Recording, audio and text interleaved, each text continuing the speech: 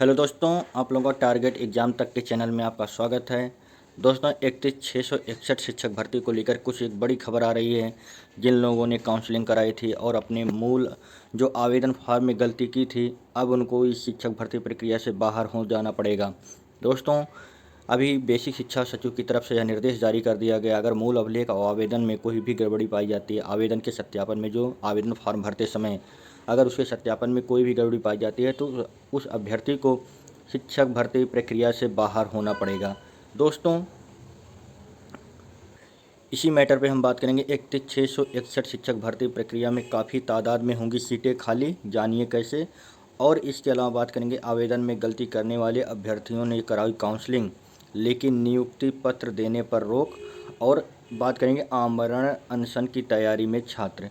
दोस्तों, अगर आपने हमारे चैनल को सब्सक्राइब नहीं किया है तो सब्सक्राइब कर लीजिए ताकि आप लोगों के पास लेटेस्ट वीडियो की अपडेट आप तक सबसे पहले पहुंचती रहे।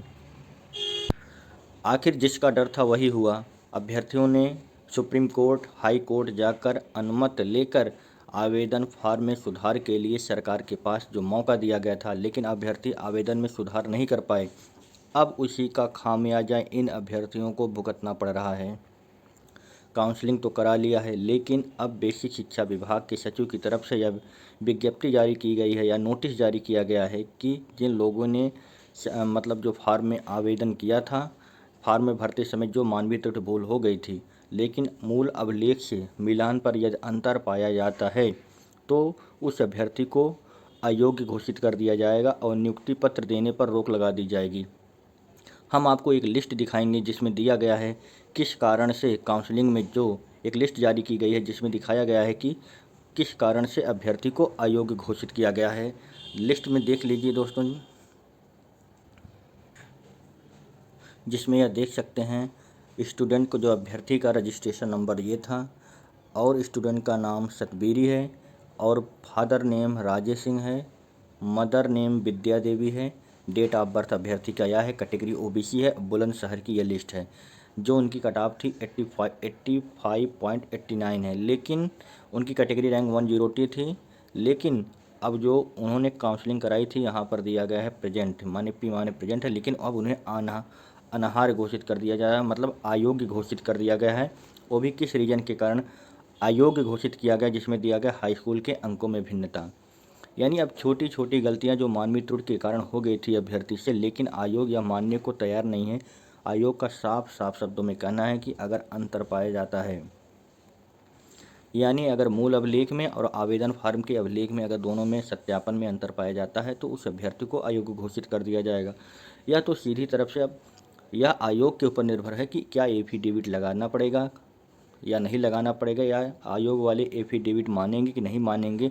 अभी इस तरह से कोई भी मतलब बीएसए की तरफ से इस संबंध में कोई जानकारी नहीं दी जा रही है। इसके अलावा हम बात करेंगे, जैसे कोई अभ्यर्थी है, जैसे मान लीजिए इसका रजिस्ट्रेशन नंबर याद था, नाम है इनका प्रियंका चौधरी और फादर का नाम है नरेश कुमार, मदर का नेम कविता है, डेट ऑफ बर्थ इनकी है, कैटेगरी ओबीसी है, बागपत की हैं, 75.02 इनकी रैंक थी और जो वहाँ की रैंक थी इनकी मतलब डिस्ट्रिक्ट की 104 थी, लेकिन इनको भी अयोग्य घोषित कर दिया गया है। वो भी किस कारण से? एक वर्ष में 2 डिग्री व अन्य राज्य से, यानी एक वर्ष में 2 डिग्री व अन्य राज्य से लेने के कारण इनको अयोग्य घोषित कर दिया गया है।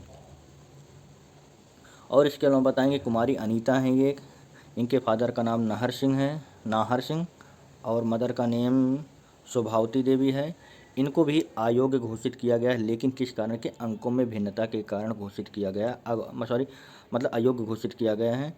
इस तरह से आप तमाम लिस्ट दे सकते हैं जिसमें 8 लोगों का दिया गया है। इस तरह से अभी तो कम से कम 10 से 15, यानी लग रहा है 10 से 15 हज़ार सीटें इस तरह से तो खाली चली जाएंगी। इस तरह से जो 31,277 जो सीटें भरी गई हैं, इसमें से तो लग रहा है जिस हिसाब से अयोग्य घोषित हो रहे हैं और अभी भी 10 पर 90% सीटों पर सिलेक्शन हुआ, 10% सीटें मिला के हमें लग रहा है 10 से 15 हज़ार सीटें इस तरह से खाली चली जाएंगी और एक बार फिर सेकंड काउंसलिंग की नौबत आ जाएगी।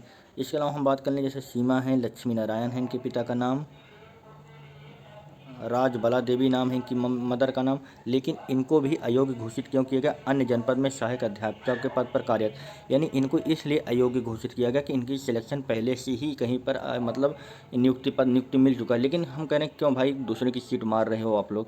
एक जगह आप लोगों को नियुक्ति मिल चुका है तो दूसरे को मौका दो आने को, नहीं तो आप अपना मनचाहा जिला लेने के लिए दूसरे की सीट को जो है मतलब ख़राब कर रहे हो। मत करिए ऐसा यार आप लोग। अब बताइए, हमें लग रहा है 68,500 की शिक्षक भर्ती में नियुक्ति पा चुकी थी, लेकिन 69,000 में ये अपने मनचाहा जिला लेना चाहती थी, इसीलिए इनको अयोग्य घोषित कर दिया गया है। या आयोग की तरफ से सही कदम उठाया गया है, कोई गलत कदम नहीं है, सही कदम है। ठीक, आप पहले से ही एक जगह सिलेक्शन है, दूसरे की सीट क्यों ख़राब करे हो भाई?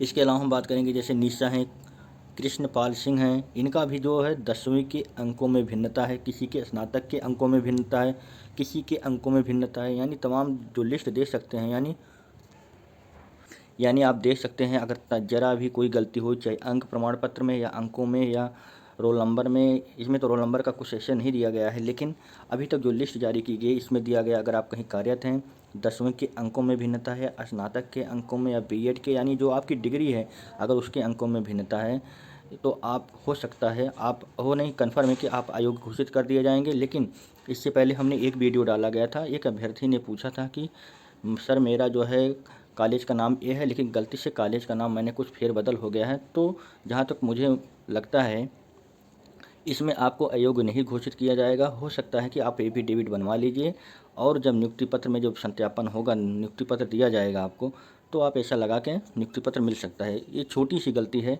लेकिन सबसे बड़ी गलती तब होगी जब मतलब अंकों में फेरबदल हो गया, चाहे हाई स्कूल हो, इंटर हो, स्नातक हो या जो भी हो, या बीएड का हो या बीटीसी डीएलएड जो भी हो आपका हो, क्योंकि अंकों का फेरबदल होने का मतलब है पूरा जो है गुणांक का ही फेरबदल हो जाना। इसलिए आयोग की तरफ से इन लोगों को अयोग्य घोषित किया जा रहा है और उन लोगों को भी अयोग्य घोषित किया जा रहा है जो पहले से कहीं नियुक्ति पा चुके हैं। दोस्तों, जैसा कि आप देख रहे हैं इसमें दिया गया था ऑनलाइन आवेदन में मूल अभिलेखों में गलती करने वालों को नियुक्ति पत्र नहीं है। माने बेसिक शिक्षा विभाग की तरफ से पहले ही आदेश जारी किया जा चुका है बीएससी को, सभी बीएससी को। तो इस तरह से अब सभी बीएससी इन सचिव के आदेश का पालन हो रहा है। दोस्तों, अगर आपने हमारे चैनल को सब्सक्राइब नहीं किया है तो सब्सक्राइब कर लीजिए ताकि आप लोगों के पास 69,000 शिक्षक भर्ती चाहे कह लीजिए, चाहे 31,277 कर लीजिए, और आप हमारे नीचे दी गई लिंक पर टेलीग्राम चैनल ज्वाइन करके, ताकि आप लोग शिक्षक भर्ती से संबंधित वीडियो की लेटेस्ट अपडेट आप तक पहुंचती रहे।